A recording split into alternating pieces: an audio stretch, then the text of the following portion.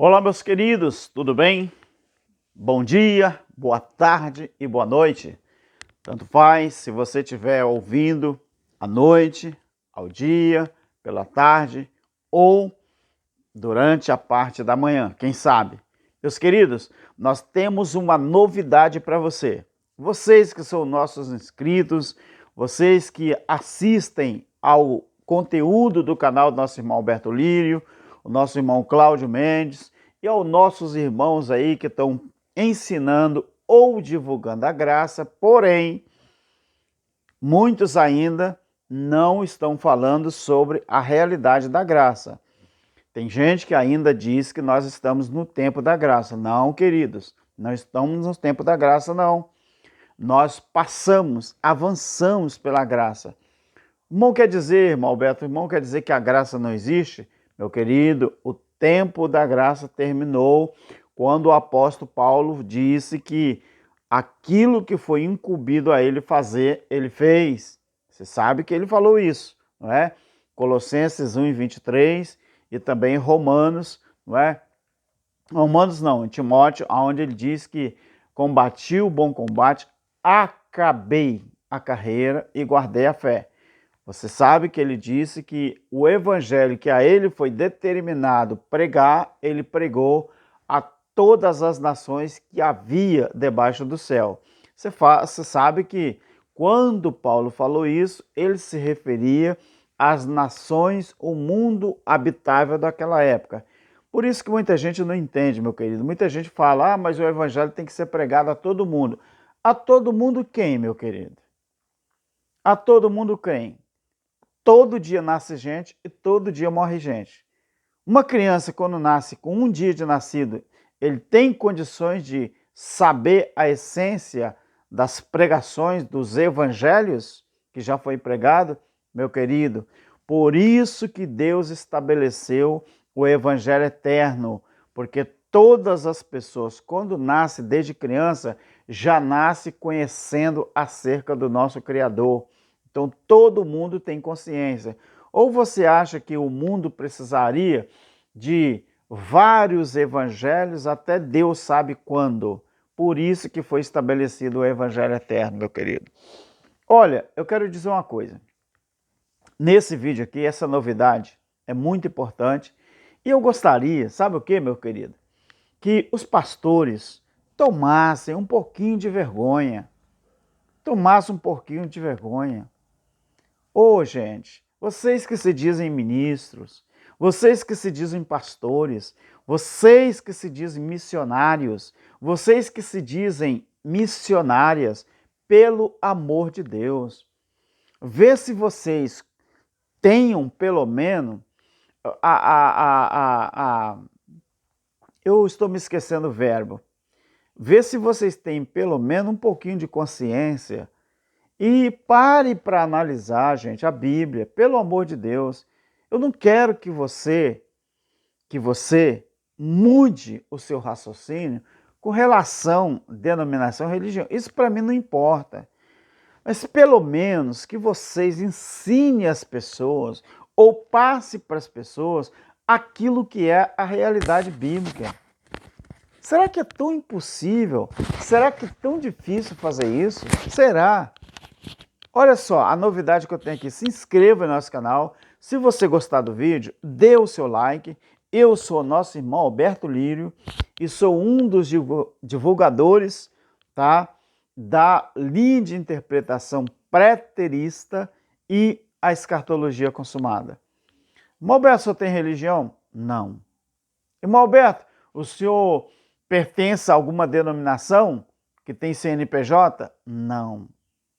Sabe por quê? Porque eu acredito nos escritos bíblicos acerca do Evangelho Eterno, Apocalipse 14:6, e acredito na escatologia consumada no livro de Apocalipse, que já aconteceu. Então, o período que nós estamos vivendo é a essência de Deus em nós. E quem tem a essência de Deus dentro dele, ele não procura religião, denominação, para fazer a ponte entre ele e Deus. Porque se Deus já habita dentro de mim e dentro de você, qual a necessidade tem de você frequentar uma instituição religiosa? Responda para mim. Ou você vai dizer também que eu estou inventando coisas? Eu tenho uma novidade para você. Sabe o que eu quero falar aqui hoje? Sabe? Olhe bem o que acontecia no Velho Testamento, como Deus se manifestava e o que aconteceu para nós chegarmos no Apocalipse. Abra sua Bíblia aí, em Gênesis capítulo 17. Eu vou ler um só versículo, em Gênesis 17. Quando Abraão, preste muito atenção, por isso que eu não tenho mais nenhuma vontade de frequentar um templo religioso, uma denominação e ouvir essas pregações futuristas que existem aí. Eu não consigo mais engolir isso, meu querido. Depois que a gente começa a estudar a Bíblia com responsabilidade e aprende, não tem mais condições disso. Gênesis capítulo 17, verso 1. Quando Abraão, preste atenção, quando Abraão tinha 99 anos de idade, apareceu-lhe o Senhor e disse: Eu sou o Deus Todo-Poderoso. Anda na minha presença e ser perfeito. Quando Deus falou isso aqui para Abraão, já tinha tabernáculo? Não. Já tinha algum templo construído? Não. Já se oferecia um sacrifício no altar? Não. Então, o que Deus queria dizer com Abraão sobre andar na presença dele e ser perfeito? Você consegue, meu querido, desassociar a perfeição com a presença de Deus? Ou você consegue desassociar a presença de Deus com perfeição? Não. Anda na minha presença e ser perfeito. Quem disse isso? O eterno Criador. Para quem? Abraão.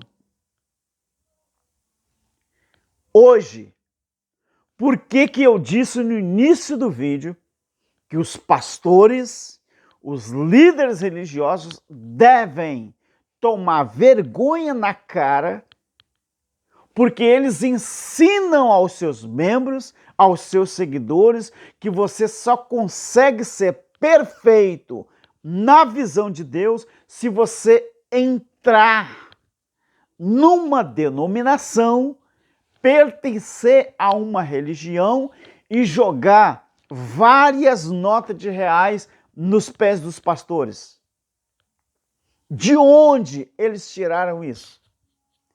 Deus fala com Abraão: anda na minha presença e ser perfeito. Por que, irmão Alberto, que Deus falou isso com Abraão?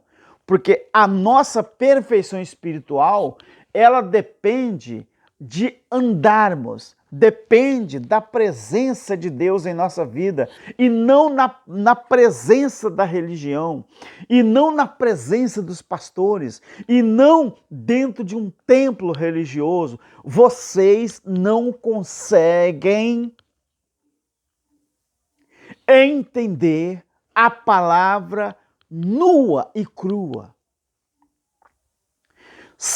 Para vocês, pastores e líderes, se uma pessoa não tiver vinculado a uma religião, a uma denominação, com um cartão de membro no bolso, pertencer a uma convenção, a uma instituição religiosa, vocês não conseguem associar isso com perfeição em Deus. Sabe por quê? Porque para vocês a verdadeira perfeição está no dinheiro. A verdadeira perfeição para vocês não é nem questão de frequentar um templo, mas é contribuir com money, contribuir com dinheiro aos pés de vocês. Me chame de herege, pastores, missionárias. Eu sei, tá? Eu sei o que você fala pelas costas dos divulgadores da escatologia consumada. Eu sei. Ou você acha que nós não sabemos? Eu sempre falo com minha esposa uma coisa interessante. Tem muita gente que olha para nós e acha que a gente tem cara de bobo. A gente pode ter até cara de bobo, mas nós não somos. E a beleza do evangelho, do conhecimento e entendimento é isso. Quanto mais as pessoas falam de nós, mais a gente estuda a Bíblia, mais Deus nos dá conhecimento. Você acha que nós estamos preocupados com você falando mal da gente? Se nós estivéssemos preocupados, nós já tínhamos abandonado tudo. Nós já tínhamos desistido. Vem a alegria, vem a tristeza, mas nós estamos aí lutando, querido. Então, deixa eu te falar uma coisa. Anda na minha presença e ser. Você sabe o que significa esse ser? E ser. Isso aqui é uma condicional, querido. Se eu quisesse tirar essa condicional, eu iria ler o versículo assim: eu sou o Deus Todo-Poderoso, não ande na minha presença e não seja perfeito. Mas o versículo está condicionando andar na presença com perfeição. É isso que a língua portuguesa é bonito por causa disso. Anda na minha presença, vírgula, e ser perfeito. Ou seja, perfeição aqui está associada a Abraão andar na presença do eterno Criador. A perfeição de Abraão só viria se tivesse condicionado à perfeição. Mas sabe por que Deus falou isso? Sabe por quê? Por causa de Gênesis capítulo 3, versículo 8. Era disso que Deus tinha saudade, meu querido. Por que Deus falou com Abraão, ande na minha presença e ser perfeito? É por causa de Gênesis 3 e 8. Você quer que eu leia para você? Mas me acompanha aí em casa. Abra sua Bíblia aí. Eu sei que você tem tempo para isso. Você que gosta da escatologia consumada e do preterismo. Abra sua Bíblia. Isso é o Evangelho eterno, querido. Abra sua Bíblia. Gênesis 3 e 8. Olha o que diz aqui. Que coisa linda. Gênesis 3 e 8. Então, ouvindo a voz do Senhor Deus, que passeava no jardim pela viração do dia. Para os judeus, qual era ou qual é o horário da viração do dia ou da viração da noite? A viração do dia para a noite, é 6 horas da tarde. A viração da noite para o dia é 6 horas da manhã. Meu querido, todos os dias, Deus passeava no jardim, lá no e não do Éden, 6 horas da manhã e 6 horas da tarde. Sabe por quê? Deus, ouvindo a voz do Senhor, então ouvindo a voz do Senhor, Deus, que passeava no jardim pela vibração do dia, esconderam-se o homem e sua mulher da presença.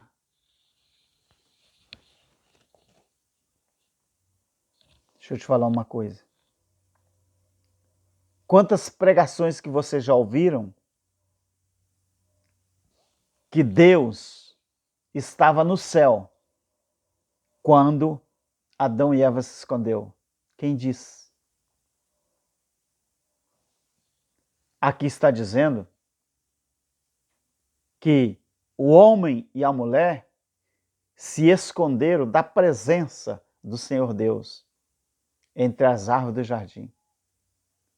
E a primeira parte do versículo estava falando que foi justamente no horário em que Deus estava fazendo o quê?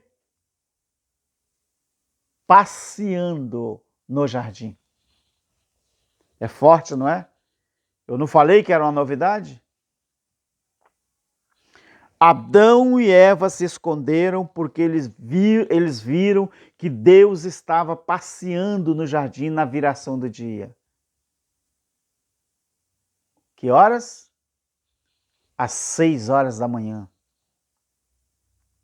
Até isso, meu querido, o Evangelho Eterno informa qual o horário que Adão e Eva desobedeceram lá no jardim. A desobediência, ela veio na viração da noite para o dia. Olha que lindo, meu querido. Então, ouvindo a voz do Senhor Deus, que passeava no jardim pela viração do dia, esconderam-se o homem e sua mulher da presença do Senhor Deus entre as árvores do jardim. Mas Deus chamou eles e falou, Deus chamou o homem e perguntou, onde que você está? Muita gente critica sobre esse versículo, que diz assim, que Deus é esse que não sabia onde Adão estava. Deus sabia que Adão estava no jardim, lá no Éden. Essa pergunta, meu querido, não é porque Deus não sabia, mas Deus queria a atitude do homem. Agora olha o que eu vou te mostrar aqui. Preste muito atenção o que eu vou te mostrar aqui. Eu falei que era novidade. Eu disse. Olha só que interessante. Quando você presta atenção que Deus, ele se fazia presente no jardim, não tinha templo, não tinha tabernáculo ainda, era assim que Deus se mostrava. Olha o que diz o capítulo 25 e o versículo 8 de Êxodo. 25 e 8. E me farão um santuário e habitarei no meio deles. Quando você chega no capítulo 25 de Êxodo, Deus manda o povo trazer ofertas para um tabernáculo. Mas lá no jardim, e na época de Abraão, Deus ainda não tinha um tabernáculo para se fazer presente. Porque ele estava presente aonde era necessário, sem necessidade de um tabernáculo ou de um templo. Era assim que Deus se manifestava e Deus se mostrava na presença das pessoas. Irmão Alberto, mas e o que o senhor quer dizer com isso? Vamos chegar lá, meu querido. O tabernáculo, na época de Salomão, aquele tabernáculo que era montado e desmontado, ele virou um templo. O tabernáculo. Ali em 1 Reis, capítulo 8, o tabernáculo vira um templo. Então, nos dias de Jesus, aquele templo que havia em Jerusalém não era aquele construído por Salomão. Nos dias de Jesus, aquele templo que havia em Jerusalém, aquele da profecia de Mateus, capítulo 24, que precisava cair, aquele templo foi construído por Herodes, vamos dizer, reconstruído por Herodes, e levou 46 anos para ser construído. Tá, irmão Alberto, e aí, meu querido? E aí, eu não te mostrei Gênesis capítulo 2, versículo 8, que pela viração do dia, Deus passeava no jardim só para ficar juntinho com o casal ali, ou para o casal sentir a presença de Deus? Quando Deus disse a Abraão, anda na minha presença e ser perfeito, por quê, meu querido? Por que Adão e Eva conseguiu errar?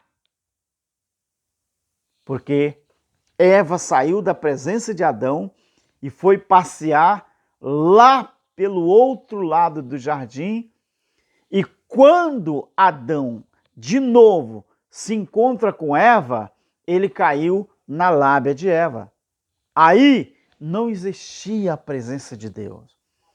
Quando Deus diz, anda na minha presença e ser perfeito, ele tinha saudade de Gênesis capítulo 2 e 8. Mas, irmão Alberto, com tudo isso, o que o irmão quer falar para nós? Abra sua Bíblia no capítulo 21 de Apocalipse. Abra aí, meu querido. Você vai se surpreender.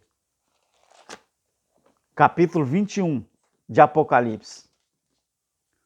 Olha que coisa interessante.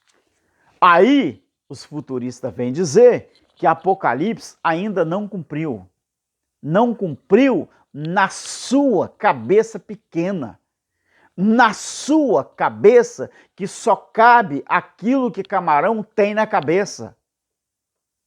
Só cabe aquilo que a religião quer que você entenda. Apocalipse 21. E vi o tempo verbal, tempo presente da época da revelação. E vi um novo céu e uma nova terra. Porque já o primeiro céu e a primeira terra passaram. E o mar, o que é mar na Bíblia, meu querido? O que é mar? O que o mar causa entre os 5 continentes do mundo? Separação. O que representou o véu rasgado no templo? A parede da separação que existia não existe mais.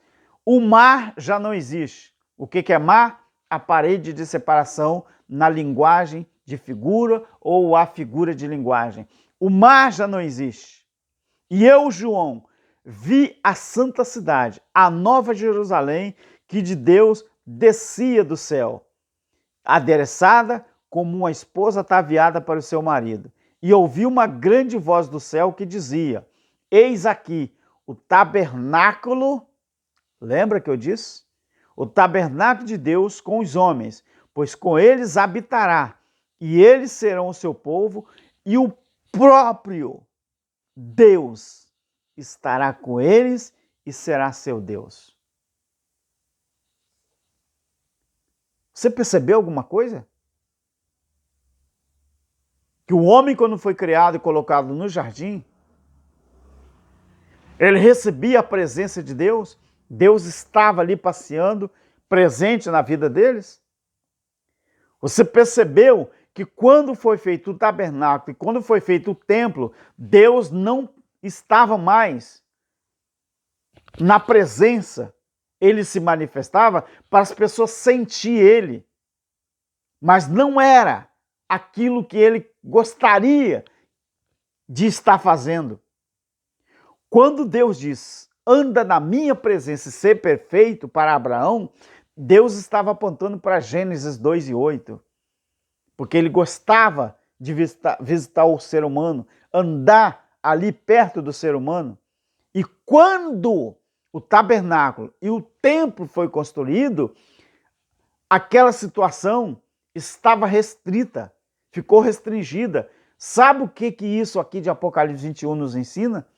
Que quando Deus estabeleceu o juízo no ano 70, quando o tabernáculo de Deus passou a estar com os homens, não os homens com Deus no tabernáculo de Deus, Deus passou a habitar dentro do próprio homem. Por quê? Porque aqui está falando, eles serão o seu Deus e o mesmo Deus estará com eles e será o seu Deus.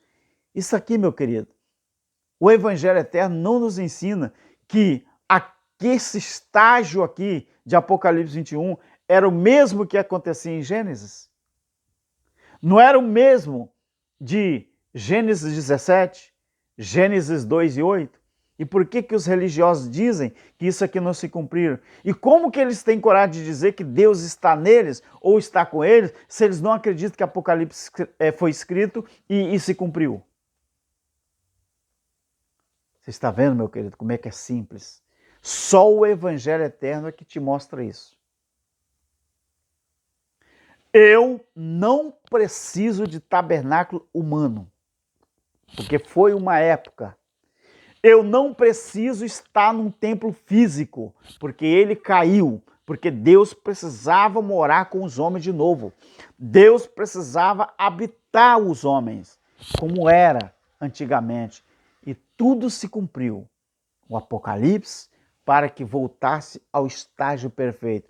Por isso o Evangelho Eterno, ele foi estabelecido para sempre e para eternamente, porque Deus está em nós novamente. Deu para entender alguma coisa? Deixa o seu like, se inscreve no canal e também compartilhe, meu querido. E o seu comentário é muito importante. Eu agradeço e passamos um bom dia de sábado com o nosso Criador habitando em nós. Abraço ao nosso irmão Cláudio Mendes e a todos os nossos queridos do Evangelho Eterno. Amém.